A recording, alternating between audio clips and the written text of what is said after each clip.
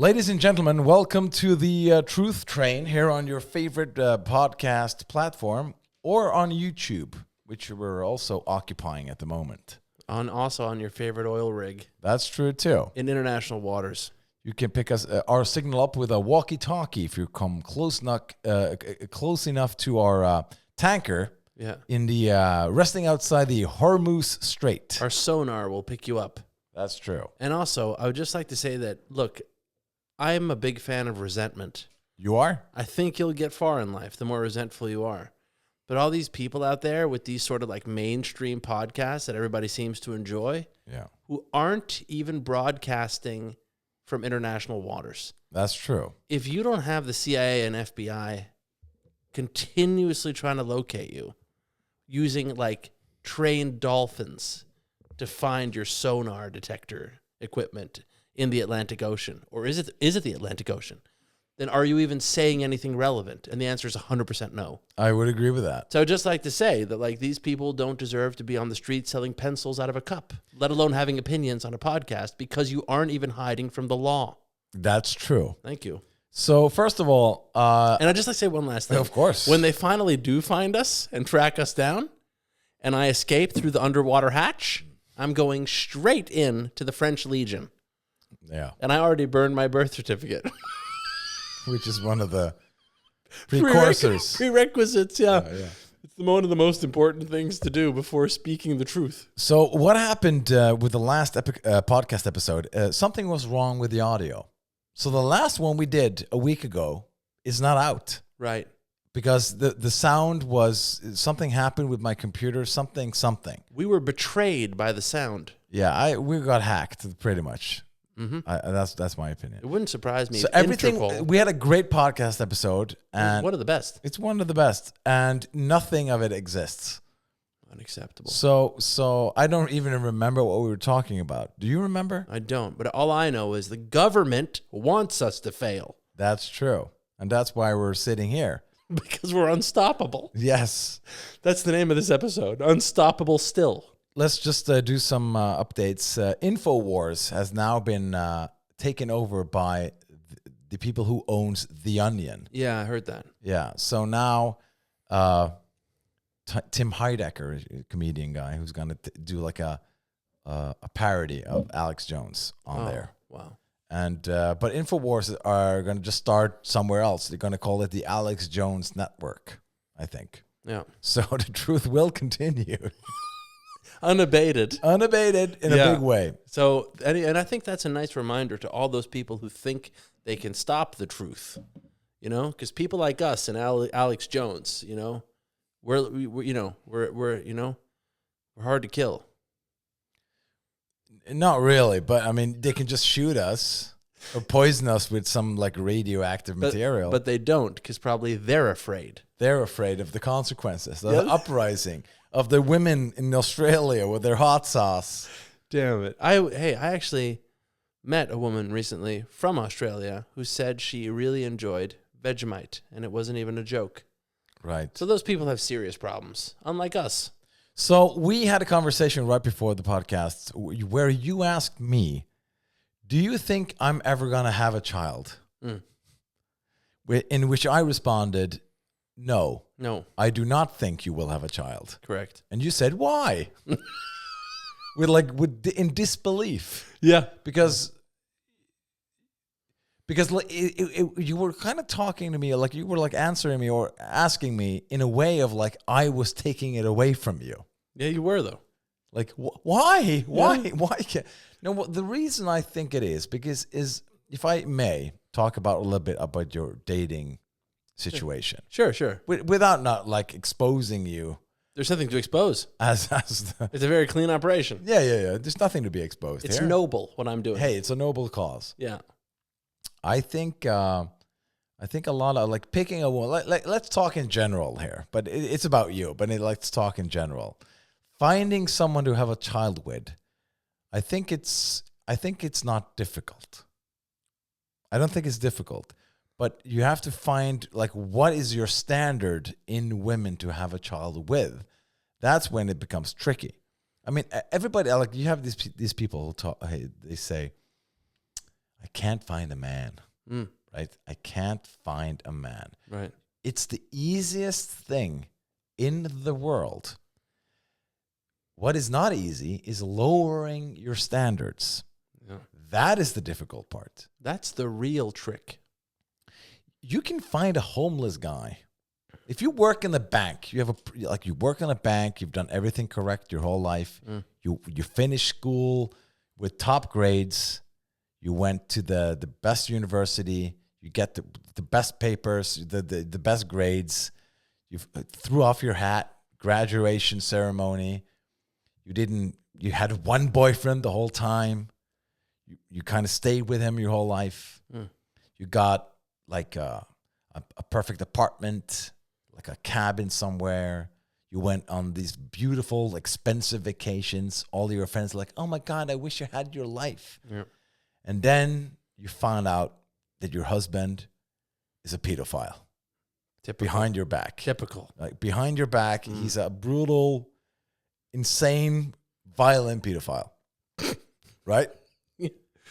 Yeah. And you didn't know that. So No. when he said it, I had to stay another week at my conference. Right. He was like flying to the Philippines and like just like doing the worst thing a human being could be doing. He's never been at a conference. He doesn't even have a job. He was into trafficking, hardcore. He was just in the Philippines.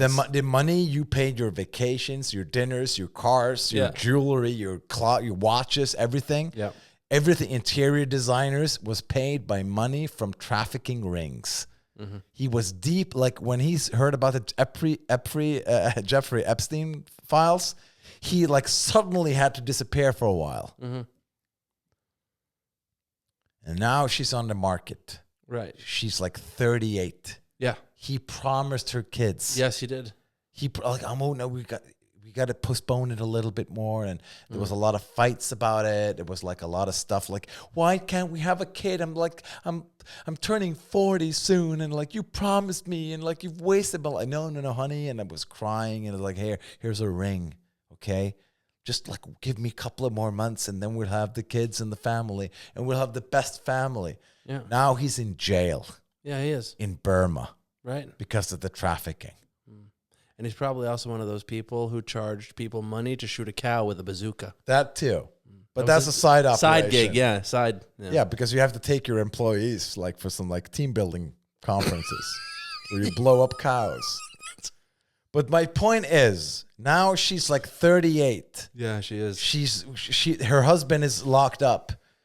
They've started to sell the apartment. Like she has to like sell it and then move into a smaller place because it's too expensive. Yep. Because like they're confiscating money and assets and stuff, right? And she's like, who are you? And he's like, now he's like not talking to her anymore. He's ashamed. Yeah. He's trying to kill himself in the prison all day long. All day long. You know? So now she's like, I want a child. And she's like downloading, like she's crying. Like the iPhone is like, with all the tears, she can't scroll because of all the water on the screen. Yeah, salt water.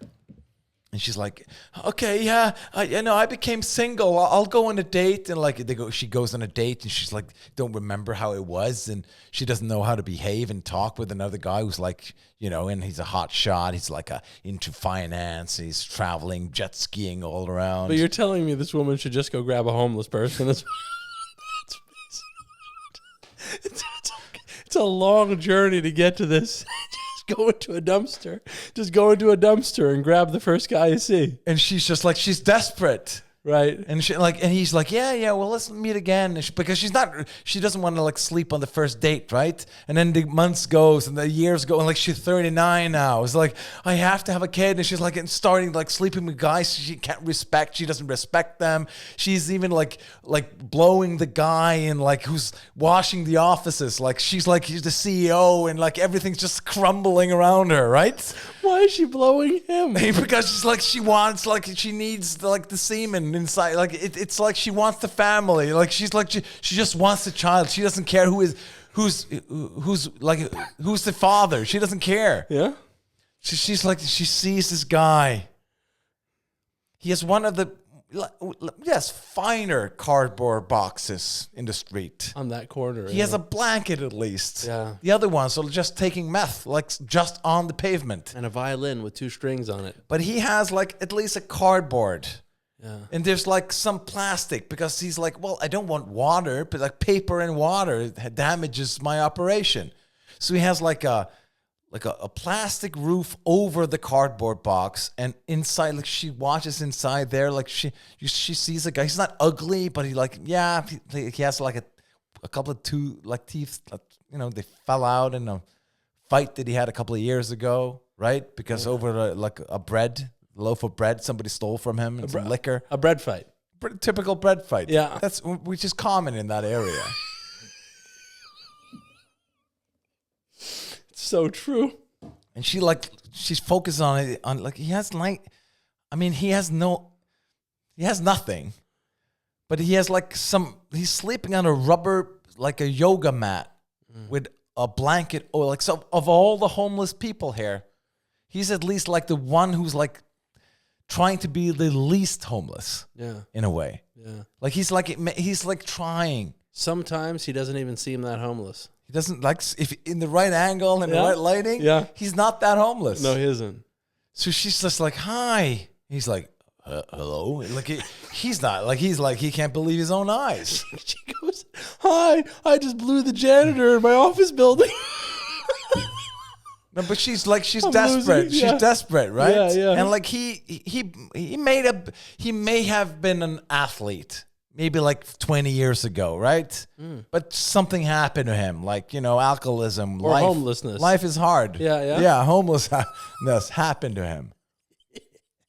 So now she's like, hi. And he's just like, I don't need any money. Because he's like trying to have some dignity, right? Because she comes over there with like her expensive purse, like bag. Right. And she has like her work clothes on from the office and the skyscraper. So she's trying to impress the homeless man. No, but she's just wearing what she's always been wearing. Like she works in high finance. This woman, right?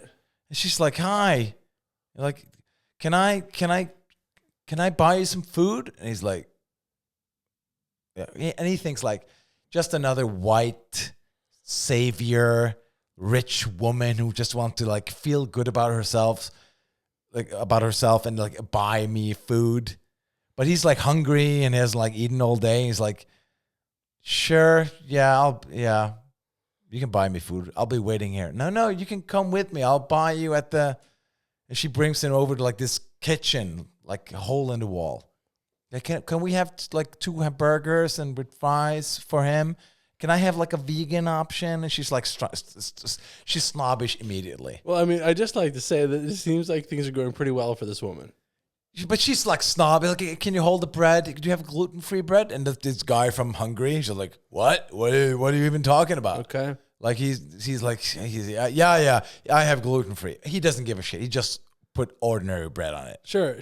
But I don't want cheese on it. Just the burger. Sure, but what's happening now? Like, just listen. Okay. There's a point here. Okay. And then she's just like, listen, so what's your story? And like, yeah, I fucked up. Got into drugs. I had some pain in my knee. I kept taking the Oxycontin, and now I'm living in a cardboard box. I didn't have a degree because I was like cool in school. I didn't pay attention. And she's like, yeah. Okay, listen, what about me? Like, can I like buy you some new clothes? Take you to your hairdresser? He's like, yeah, is this like a make a person new day stuff? Like you on the YouTube? She says, yeah, sure. Yeah, YouTube. So she goes to like a hairdresser. She goes to like a tailor guy, buys him a suit. And he's actually not that ugly. He looks like a handsome guy. Because she wants to fuck a guy in a suit. She rents him a hotel room. She's like, here's the hotel room. You can stay here for a week. Take a shower. Here's the suit. And then she like looks at him. It's like he's thin because of all the homelessness. Right? He's like thin. He has like actually some muscle on him. But he's thin and he's scrawny. But it's like he's not ugly. Yes, a couple of the thieves are, From the bread fight. from the bread fight. There's like one of the tooth Okay. fell out, and she's like, okay, he doesn't have to smile that much, But why? and she's just like, listen. It's not hard for 38-year-old women to sleep with men. Like, why is she dressing up a homeless man? Because she just wants the child and then run away. But she can run away equally fast from a normal man who has a home. Yeah, she could do that too. But there's more child support to get from a guy who owns a house. But she just want no just like it's a Jesus. It's just like a guy. It came out of nothing. You mean she wants to burn her own birth certificate? Kind of birth? But she's so desperate. She doesn't want to go on a date anymore. Okay, are you telling me, is the point of the story that I could be that homeless guy? Yes. Okay, that's right.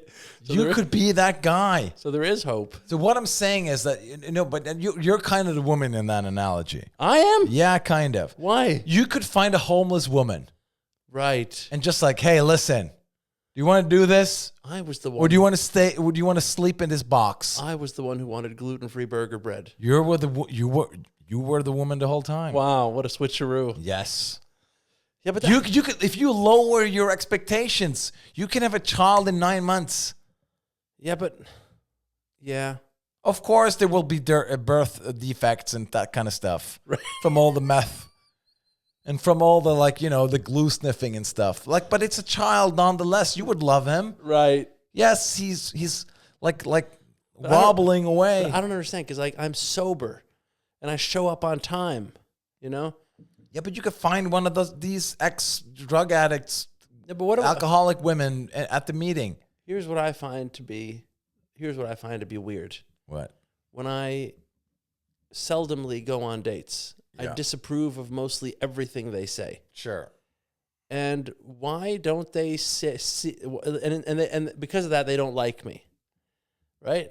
Now instead, why aren't they saying like, well, this guy's obviously a genius. Why does he disapprove and how can I change to please him? You see? But you're not. Listen, we also talked about aging, right? We become older. But fattiness. We become fatter and older. But here's what's interesting, right? If you are going to bet on a stock, right, which is an airline, let's say, then you can sort of like hedge your bet. You can offset your bet by also putting money in airline crashing insurance companies, and you can short that stock as an example, right? So I still say that with the curly hair, that offsets my fatness. So my fat quota is pretty infinite. I can be rolled around in a wheelchair, and people will a wheelbarrow, and people will still be like, what great hair. And then I'd say like, look, I lost the use of my legs, and they go, didn't even notice. I was too obsessed with the Moroccan oil situation on your head. Yeah, the curliness. Your curls kind of hit your wheelchair there for a moment.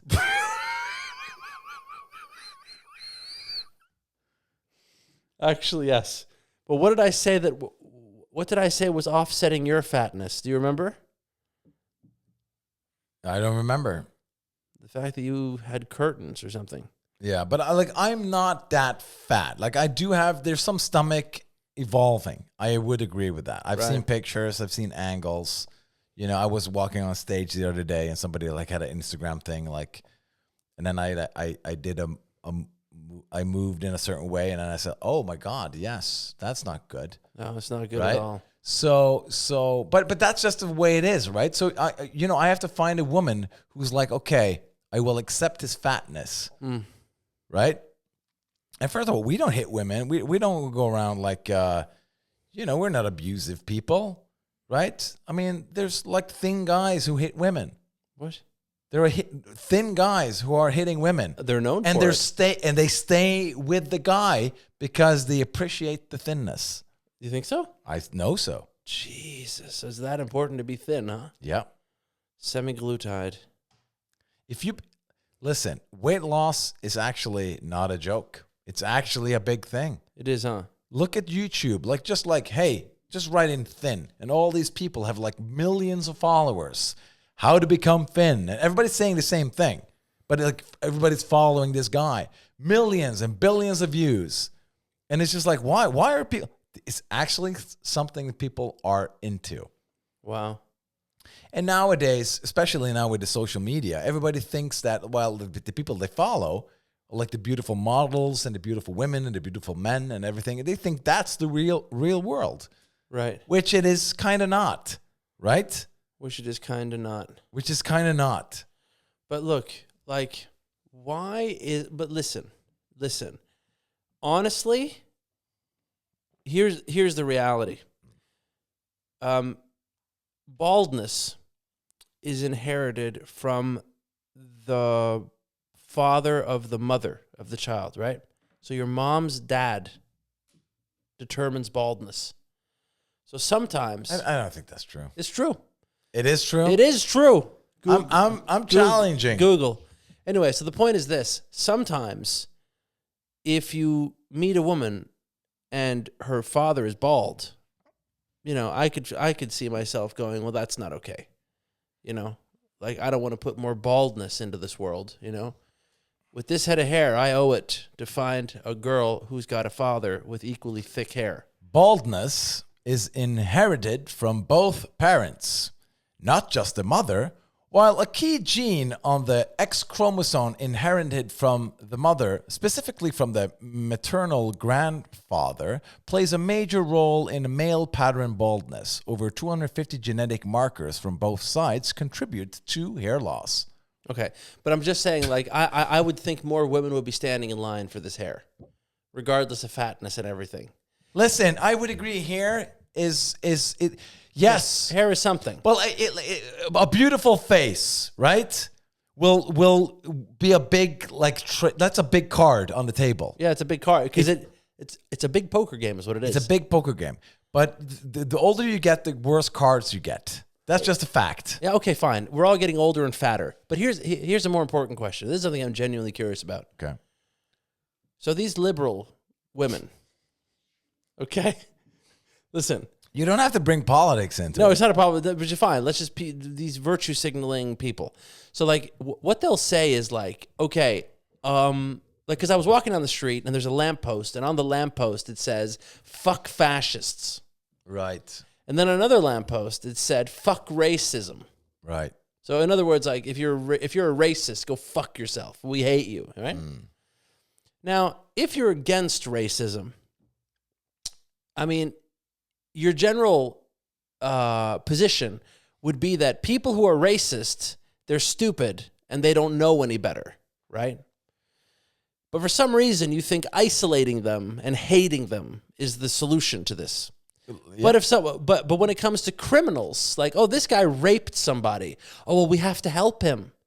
We have to be understanding and like help him back to society, right? So by any standard, a racist would be just as lost as a rapist. So why does one deserve punishment and the other deserve help, right? So I'm just saying, if I am fascist, wouldn't I be deserving of help? Don't you see how stupid that is? Well, see, this is why I'm fat, okay? Yeah. Because I have thoughts like this, and they're forcing me to eat ice cream to deal with these emotions of rage. I agree with you. They're making you fat. They are. They are forcing the Ben and Jerry bucket in your face every day with those posts about like virtue signaling and Listen, their ignorance is forcing my hand into with a spoon. Yeah. And then as it's entering them out, that just happens to scoop by a Ben and Jerry's bucket. I agree. Because what's the deal? Like if you put up a sticker on a wall going "Stop racism," is the idea that a racist is going to walk by that and go, "Oh, okay, I didn't know people wanted me to stop." You see? Yeah, I don't know. I think it's like I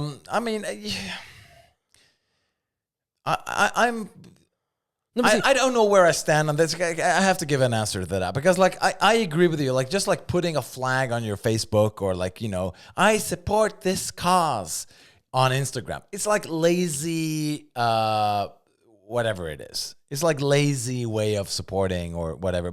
But it's also not nothing. You know, like putting subliminal messaging around the town, like, hey, listen, we don't like your kind. it kind of helps. Like let's what they did in the South, back when they said to the colored people, "You're not allowed in here. We don't like your taps around here." Right. Right? When they did that, that kind of gave a signal that you shouldn't be living here. We don't want you here. Right. Right? And it kind of probably helped their cause, which this podcast, of course, I mean, we have strong opinions about that. Right? About what? About racism in the South. Right. Yes. In the 50s. Yeah, we do. It's an ideological podcast. Yes. Yeah. So that kind of maybe like it helped, like, and it also like enforced people's view. Like, yeah, I agree.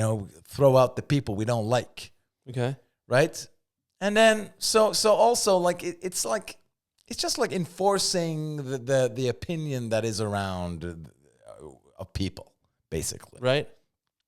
So, like, I'm not against people like writing it on a wall, like saying, "Hey, destroy fascism." Like, okay, that's your opinion. Sure. And isolating people, I agree with you. Isolating a fascist, like, hey, don't invite him to a party. I disagree. You should invite him to a party. I think you should invite the people you disagree with to the party, treat them like people, and then, like, with soft power, change their mind to whatever it is. Maybe you're a racist, and some people who's not a racist. You should invite that non-racist to your party and persuade them softly, but over time to make them racist, if that's the thing. In the 1950s, there was a mental institution that had 3 men claiming to be Jesus. You know what they did? Locked them in the same room. Right. Yeah. That's genius. And they just sat there for months on end accusing each other of not being Jesus. I'm just saying that that's productive use of time. That is productive, and I would agree. I endorse that. I completely endorse that. I've always been a supporter of that experiment. But I'm just saying, like, the reason I'm switching here is because I'm just saying, like, you can make a person into whatever you want them to be. Yeah, but it's weird. That's just what I'm saying. But the same people are saying a criminal needs help. We can't isolate a criminal. That's because then he'll become worse. But for some reason, when it comes to fascism and racism, those people should be isolated. They right? do isolate crime. I mean, people who... Yeah, they do. I mean, prison, it's isolating, right? That's not the liberal way. The liberal way is help them, like give them money and candy and stuff like that. Candy? But listen, how about this one? This murderer should have candy. No, they put them they rehabilitate them in prison. So why can't we rehabilitate fascists then? We can. At parties. Only at parties. Children's parties. Birthday parties. Exclusively. Who's the Nazi clown? Okay, my friend. Okay, listen. Before I forget this idea, women, they say you're not allowed to have an opinion on abortion unless you're a woman. Right? Well, yeah, I would disagree with that. Okay, fine. What's another one? It's just like... I mean, you can have an opinion. No, it's like... with the trans stuff too, like people who identify as women, and it's just like you're not allowed to have an opinion about anyone who thinks they're a woman unless you're a woman, like that kind of stuff, right? Now, based on that logic, no woman should be allowed to have an opinion on Gaza unless they take a hand grenade and a gun and go down there and join the war effort. Yeah. Again, I would agree with you.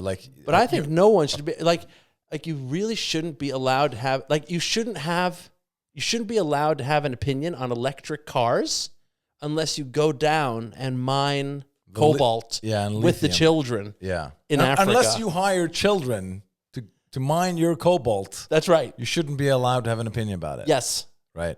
Uh-huh. So there should be more of stuff like that. You shouldn't be allowed to have an opinion about blank if you don't blank. But here we're the same age. I've never heard that, and I've never heard what you're saying right now, that I'm not allowed to have an opinion unless something.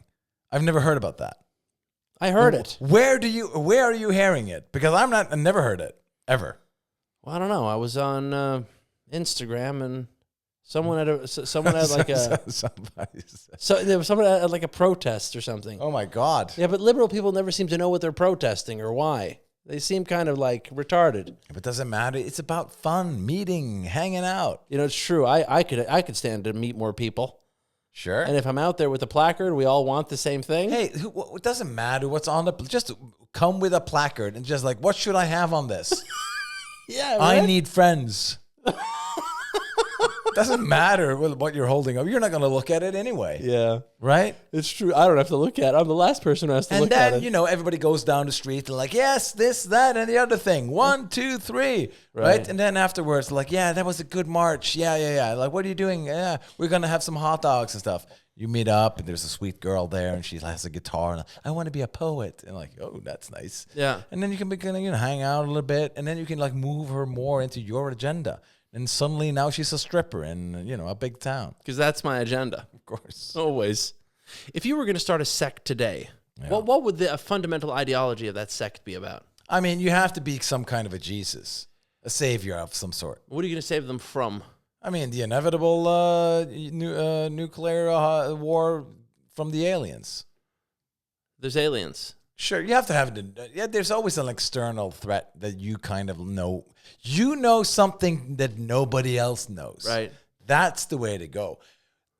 Base it everything on Jesus. Jesus said, I am the Son of God. What? You're the Son of God? And then like a couple of people are like, wow, he actually can walk on water and, you know, turn water into wine.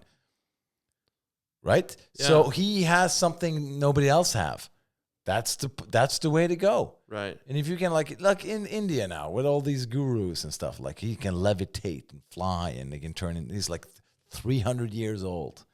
I remember you showing me a picture of a guy. This guy is 200 years old. He's been doing yoga. Yeah. Like, okay, show me a picture of him. It's just like, yeah, that's not true. Yeah, that was interesting. It was interesting. No, because it was right before rehab. But anyway. Yeah, because somebody told me, like, listen, if you only eat herbs and you stand on your head enough, you can live to be 300. Live forever. You can live to be 350. And I was like, that's got to be true. You know what I mean? Yeah, of course. And then I meet someone like you who checks. And then I said, like, listen, people can live to be 350 if they just eat the herbs and do the stuff and stand on their head. And they're like, prove it. It's just a thin Indian guy with a bad picture. And then I just went on my phone and put in Wikipedia and put 350-year-old man. And a guy showed up. I'm like, here he is. Well, here he is. It's funny that I'm calling people retarded. Yeah. I mean, come on.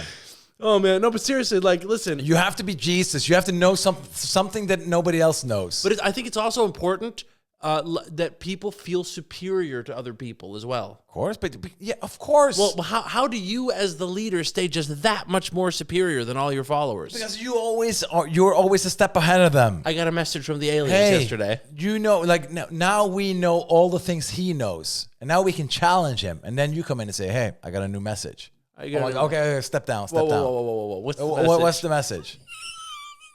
That's the way to go. Just imagine adult people standing there going, what's the message? Listen, all these people, agnostics and all these atheists and all this stuff, yeah, they read self-help books, which is just another kind of, like, you know, they need that external kind of power. Yeah.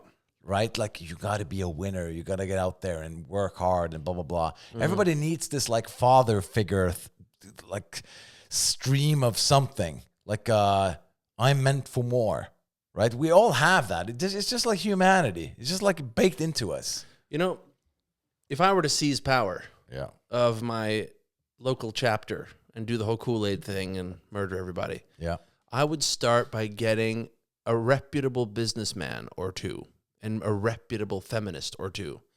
And they sort of go out to their people and say, there's a guru who's going to teach us how to live. Like, he's changed our lives. And everybody comes to see me. And I go, come on, guys, I'm not enlightened. I'm nobody. It's exactly what someone who's enlightened would say, right? The whole Monty Python thing. I think that would work in real life. It does. It works all the time. Because you can't say, I'm enlightened, I have the answer. You have to keep insisting you don't have the answer and that you're not enlightened. And other people have to keep saying you are. Well, I mean... And how much do you think you have to pay those people a year to keep saying that all the time? Not much. I don't think so either. Nah. And they probably have a job already. Sure. You just add $25,000 a year. My point is this. Right. If you have a guy... Like, I know about a guy who was like, he was like 80 years old, and he said he could heal people. He was like a hardcore Christian. He could heal people. And people went to him. And my doctor said there's nothing they can do. And then he put his hands on them. And like, I became better. Right? That happens. Right? And sometimes people become better. And nobody understands why. It's just it is what it is. And then somehow I couldn't help him. I could help her, those 2, 3. But those hundreds, they died. But these 3, So I have a fantastic, you know the guy Rasputin, right? The guy who healed the Tsar family in Russia. No. So what happened was like his son, he was like known for like being a magician or whatever the fuck. And then the Tsar's wife is like, there was a guy, he like they've tried everything, the best doctors, they've tried everything. And all the doctors he was a bleeder. He bled all the time. He was just like, he got a small cut or something. He just like almost died, right? And they gave him blood thinners because that's what they had back in the days, like blood thinner. That solved everything. But not through this kid. Like it made him worse. So what happened was that this Rasputin guy, he's just like, okay, everybody clear the room. And the doctor's like, no, we're not clearing the room. Yeah, clear the room. So what he did, he took away all the medicine, everything from the kid. And he just like prayed for him. And after a while, he became better. Because they stopped feeding him the medicine that was making him ill. Right. And everybody, oh my God. And they, gave him money and like, he's a miracle and all that stuff. That's, so obviously he didn't know what he was doing. He believed that he was curing him, but he just like took away his medicine that was making him ill. Yeah. So that's a way of showing people that I know something nobody else knows. That's it. And as soon as you know something that somebody else doesn't know, you got it made. That's so true. I'm such a fan of manipulating huge amounts of people. Right. I think it's just a great thing. If you can do it, why wouldn't you? And why wouldn't you respect someone who did that? I agree. You manipulate people one-on-one, that's not okay. Nah. You know what I mean? Yeah. Hey, listen, I'm just trying to sell you a sofa here. You know Fool me once, shame on you. Right? Fool 1 million people. Shame on them. Shame on them. That's it. And it's things like, I don't care about 1 million people. And it's the same with murder. Murder one person, go to prison for life. Murder 600 million people. And like, welcome to the meeting. Welcome to the club. We can work with you. We can work with you. You're malleable and great. I mean, again, like that happens all these people throughout the years, right, who developed bombs and stuff, like, Operation Paperclip in Germany. Mm-hmm. You remember that one? Oh, yeah. Oh, yeah. Great one. One of the greatest. It's just a great operation. These, like, ministers of death, praying for war, making V2 rockets. And America just went in there, okay, get those missile engineers and scientists into America.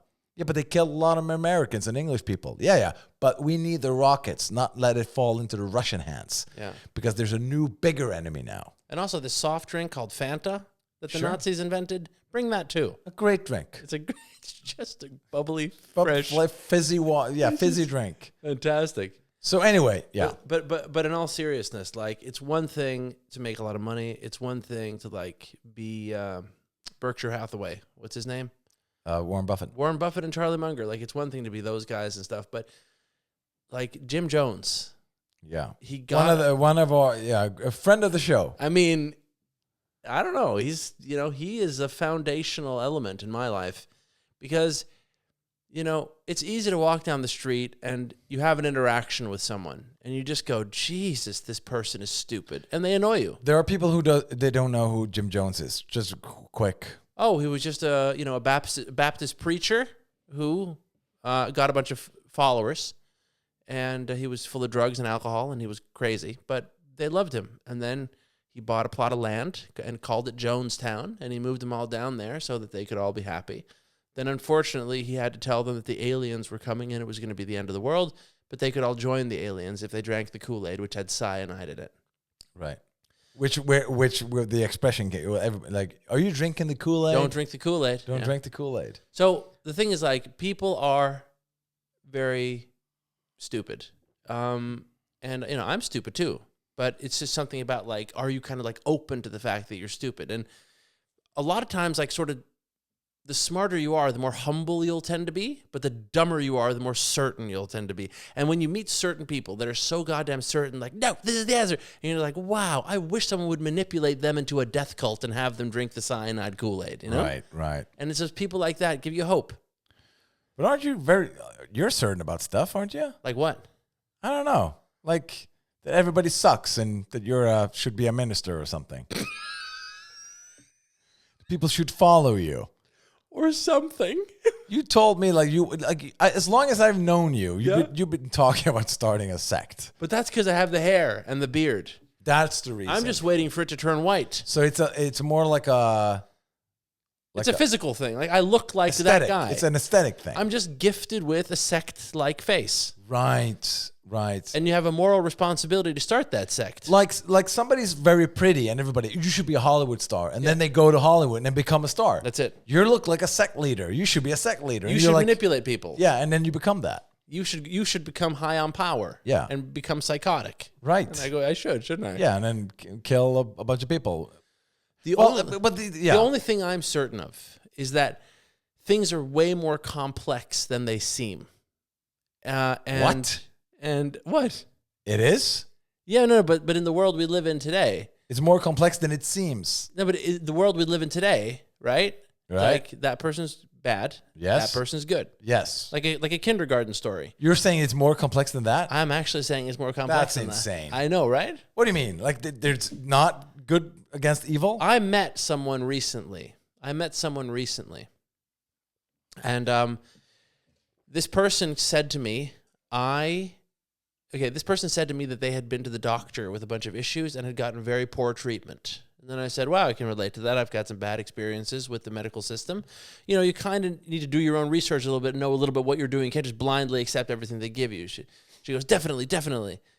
And then she turned to me and goes, but I hate anti-vaxxers. I hate them. I have no respect for anti-vaxxers. I hate anti-vaxxers. I hate them. Yeah, we should eat the anti-vaxxers. Right? Now, here's my question. If you said that about any other group of people, I hate lesbians. I hate them. So I have no respect for, I hate people from this country, that skin color. I hate them, right? You just don't say that about anything. But this person is so brainwashed that people who don't like vaccines, but based on the definition, an anti-vaxxer is a person who has rejected one or more vaccines. By that definition, 90% of the population of the West is an anti-vaxxer because you didn't take a flu shot or the current COVID booster. So why aren't people taking the boosters anymore, right? Because they're skeptical about something. So anyway, my point is this. When people are that fucking certain, right? I have no respect for anti-vaxxers. And then I go, why? Have you read all the research? No, haven't read anything. It's like, are you curious about why they don't want to take vaccines? No, not at all. No, I just hate them and don't respect them and want them to die. That's all. Now, what's scary about those people is they would gladly run Auschwitz if they were told to. But instead of being told to run Auschwitz, they're being told to run around and say that. Right. They're running around. That's for sure. And they're being told. They're being told things.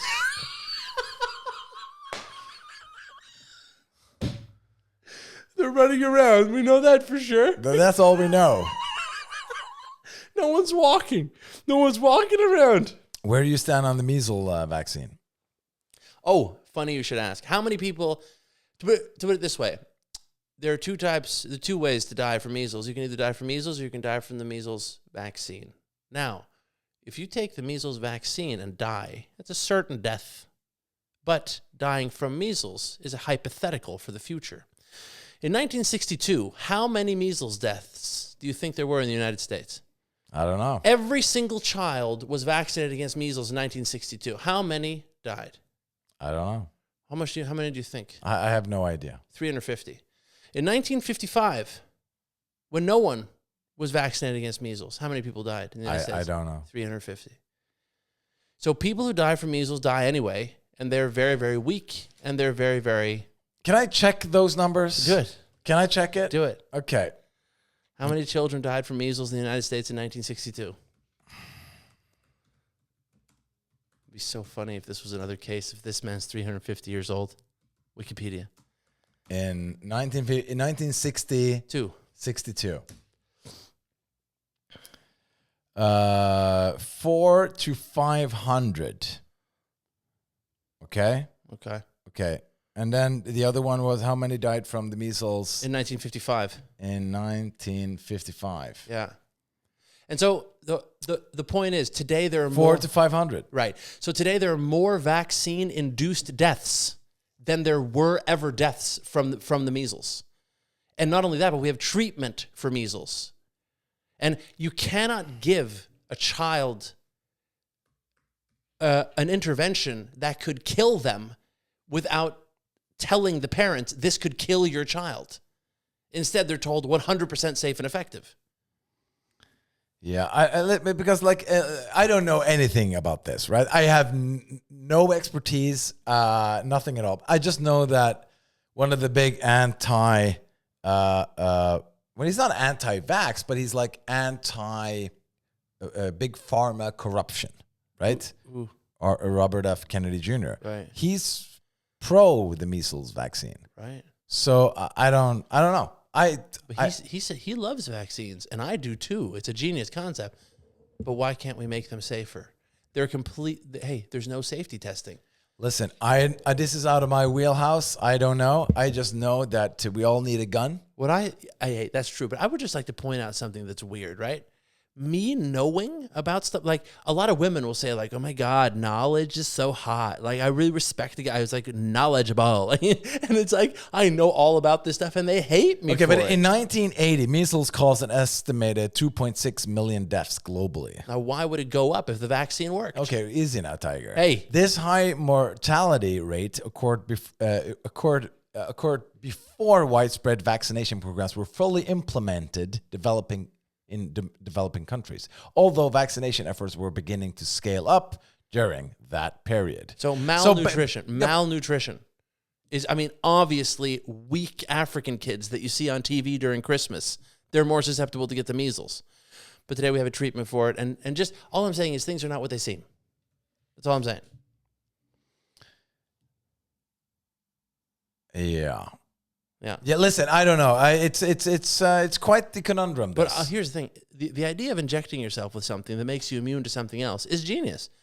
So why can't we just agree that what we have right now is causing autism and other problems, and figure out a safer way to do it? But instead, people are just so retarded. They're just like, no one's allowed to talk about it. Like, Jesus Christ. This is the CDC history of measles. Because they're believable. Yeah, well, I agree with you. CDC is corrupt.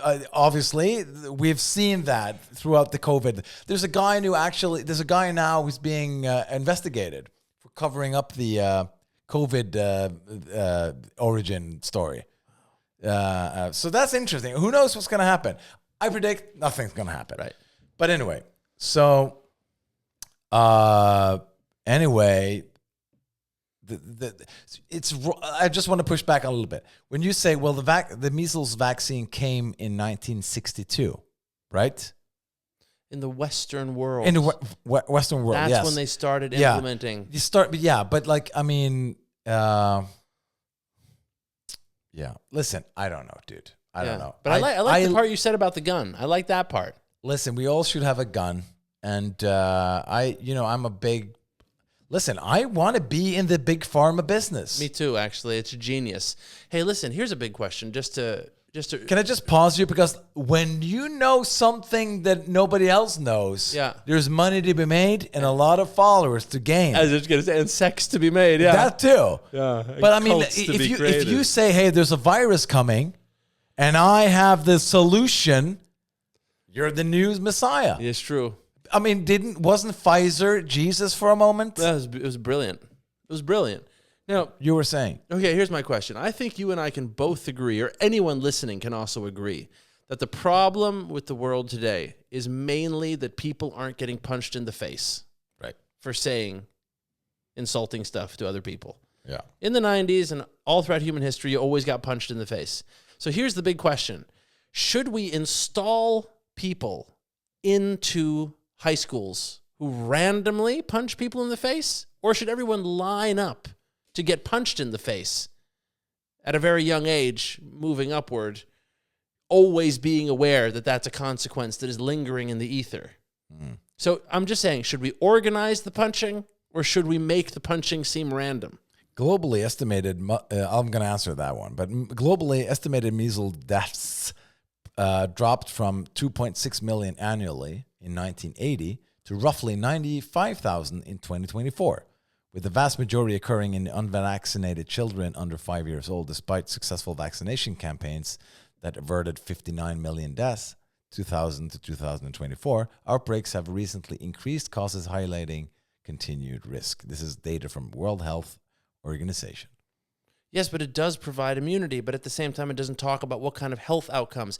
There was a guy who went down to Africa in the 1970s, the most pro-vaccine guy ever. And he went down there and he injected absolutely everybody with vaccines, and he was so excited about himself. Then suddenly he came back 30 years later, and just for fun, he was just like, wow, there's a huge portion here that's unvaccinated, a huge portion that's vaccinated. What a great time to be able to compare the two groups. And the unvaccinated people did so much better than the vaccinated because their mortality rates were 2.5 times higher. Tons of allergies, tons of autoimmune diseases. Who was the guy? Oh, what's his name? Right, like European scientist, vaccines, 1970s Africa, vaccinated, unvaccinated. That's your search.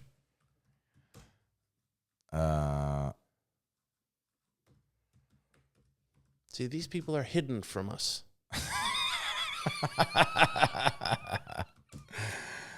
Oh my God. In the 1970s, who was writing this? What's the sciencedirect.com? I don't know anything about that. Anyway, this is from Wikipedia. Okay. The Bandem Health Project in Guinea-Bissau. Yeah, Guinea-Bissau. Yeah, that's it. In 1970, specifically around 1978-79, Danish anthropologist and doctor Peter Åby discovered significant differences between vaccinated and unvaccinated children in Guinea-Bissau, West Africa, during a measles epidemic. The discovery, amidst a severe measles epidemic, 20% plus mortality for infected children, Åby team observed that children who had been vaccinated for measles had a threefold lower mortality rate for all causes compared to the unvaccinated children. The incredible finding, the vaccinated children, about 1,500, did not die, not only from measles, but also from other common illnesses, leading Åby to propose that the measles vaccination had been beneficial, non-specific effects on overall immunity, a concept known as the non-specific effects of vaccines. But he went back 30 years later when he was like retired, and that's when he retracted all this stuff and wrote a book and was like, what have I done with my life, you know? He probably burned his own birth certificate and joined the French Legion. And yes. He's still in the French Legion, regretting his choices. Okay, I'm just going to fact check that one. Peter, okay, retracting. He's retracting. I'm surprised I don't call him a conspiracy theorist. Retracting science. How about put the name of the same guy as like vaccines are bad or something? Yeah, I don't know. I need to start reading more books, man. We both do. Yeah, we know nothing. Listen, people who are watching this, we're so dumb. We have to start reading more books. We're dumb people. We need to start reading more books. We know nothing. Like I don't even know how to Google anything. Look. And listen, by the way, this is not a health podcast. This is a mental health podcast. That's it. That's very important. It's about, we're in jail having this podcast right here. It. We're in an institute. I got to start reading books, man. I need a whole new life. I need to burn my phone, and I need to change my name. Yes, you should. You know what? I think I should fake my own death. That's what I want to do. You should do that. I should do that. I'd help you. Hey, you know what's funny? Is like I think it's very, very hard to fake your own death. And if you can do it, no one will know. You know what? I think I could help you keep the lie alive. You think? Yeah, I could lie on your behalf. And how would you do that? Just like, hey, did Dex die? Yes, he died. Yeah. Yeah, but when was the funeral? Nah, they didn't have any. You would set up the Dex Carrington Foundation. Yeah. Money for yeah. Money for people. Money for people. Yeah. No, it's just like, yeah, he died. But was there a funeral or anything? Nah, they were just like a small, like they had some coffee and cake at their place. They just like threw him in the ocean. Yeah. Yeah, he did? Yeah. His father was a fisherman. Threw him right in the ocean. Yeah. He always loved the sea, you know? Yeah. So I would do that. And I'm like, okay, but so what happens now with everything? No, nothing happens. He's dead. Yeah. He's dead now. Another thing I think is like, look, the only thing is like, if people go like, I hate anti-vaxxers, I hate them, right? That's not a very nuanced thing. But if I'm only allowed to hate them if I read one book a week, I think. That should be my new thing. I should use my hate for fuel, you know? Yeah, you should, read up in your hate. No, but like, you have to earn it. Yeah. If you want to go around hating everybody, you have to earn it with books. You need to earn the hate. With books. With books. Hold on. Earn the hate with knowledge. Yes. That's a coffee mug. Earn the hate with knowledge. Yeah. What a perfect ender. Thank you. Bye-bye.